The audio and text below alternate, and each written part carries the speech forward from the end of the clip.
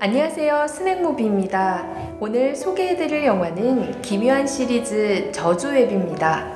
주인공 미사키는 매일 부장에게 구박을 당하는데 오늘도 자료 정리를 잘 못해서 욕을 먹고 모욕을 당합니다.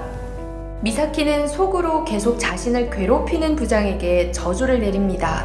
남자친구 토오루는 미사키와 같은 회사에 다니는 사내 커플인데요. 퇴근한 후 토오루와 데이트를 하려고 하는데 토오루가 야근을 해야 해서 홀로 집에 돌아와 컴퓨터를 합니다. 이때 미사키는 재수없는 상사에게 저주를 내려준다는 기이한 메일을 받습니다. 솔깃한 미사키는 링크를 클릭하여 저주웹에 들어가는데 저주웹의 허수아비가 저주웹의 서비스에 대해서 설명해줍니다. 간단히 설명하면 저주에 5가지 레벨이 있는데 레벨에 따라 가격이 달랐습니다. 저주할 사람의 이름을 입력하고 결제하면 24시간 내에 저주가 효력을 발생하고 저주앱에서는 증거 영상을 핸드폰으로 보내준다고 합니다.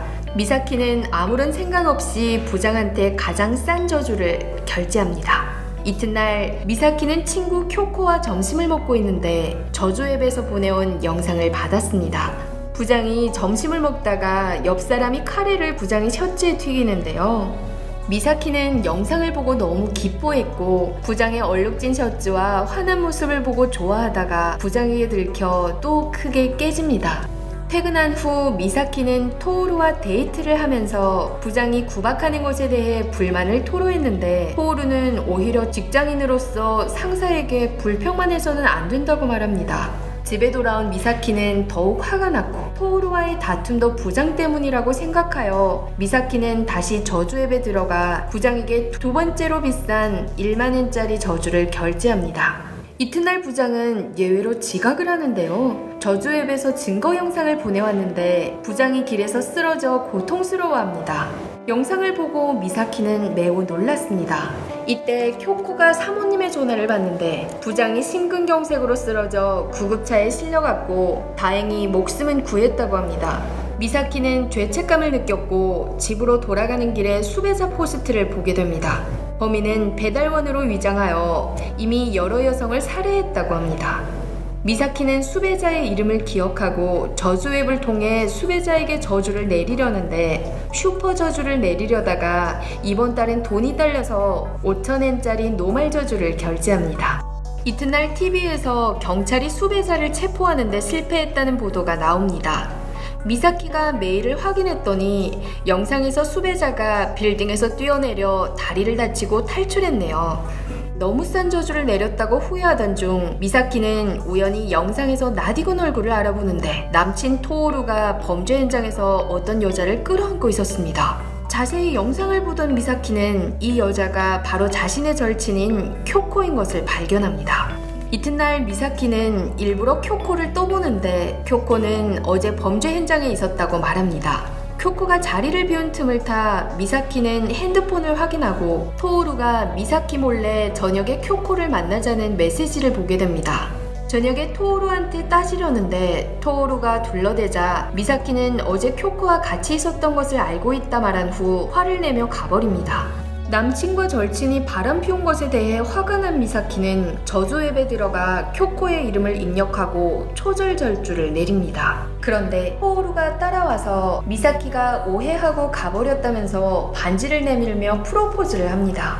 반지를 받고 기뻐서 어쩔 줄 모르는 미사키. 토오루는 어제 쿄코의 도움을 받아 반지를 골랐다고 말합니다. 미사키는 갑자기 저주 내린 일이 생각나서 저주를 취소하려고 하지만 에러가 뜹니다. 급한 마음에 쿄코를 찾으러 가고 길에서 쿄코를 만났는데 위에서 철봉이 떨어지자 미사키는 달려가 쿄코를 끌어안았습니다.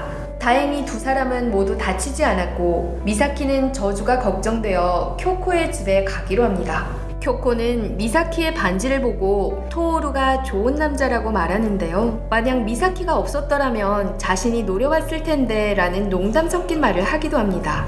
쿄코가 부주의로 팔에 화상을 입자 미사키는 약을 사러 나갔습니다. 출입문에서 미사키는 다리를 쩔룩거리는 배달원과 스쳐 지나갑니다. 약을 사고 돌아온 미사키. 집안엔 핏자국이 보였고 쿄코는 사라졌습니다. 미사키는 쿄코의 핸드폰을 거는데 벽장에서 벨소리가 들려 다가갑니다. 미사키는 떨리는 손으로 벽장문을 열었고 쿄코는 살해당했습니다.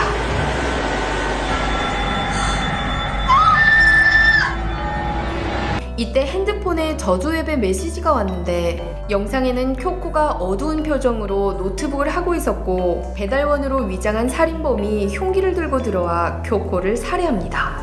그렇게 쿄코는 노트북에 피를 묻히고 죽습니다. 그런데 미사키는 노트북 화면에서 너무나 익숙한 페이지를 보게 됩니다. 쿄코가 저주웹에서 자신에게 초절절주를 내린 것입니다.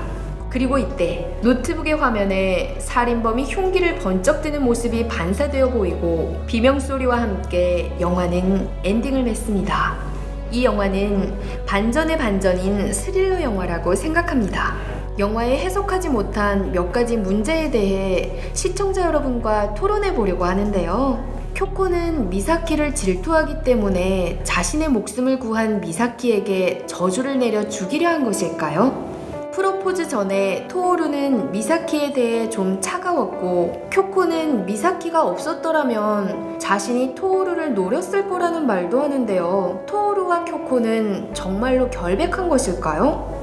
아니면 토오루가 바람을 피우다가 다시 미사키를 선택한 것일까요? 또 그렇지 않다면 쿄코가 미사키가 자신에게 저주를 내린 것을 알아차린 후 화가 나서 복수 차원에서 다시 미사키에게 저주를 내린 것일까요? 아무튼 저희 스낵무비에서는 저주보다는 사랑이 더 많은 세상을 기원하겠습니다. 스낵무비 시청 감사드립니다.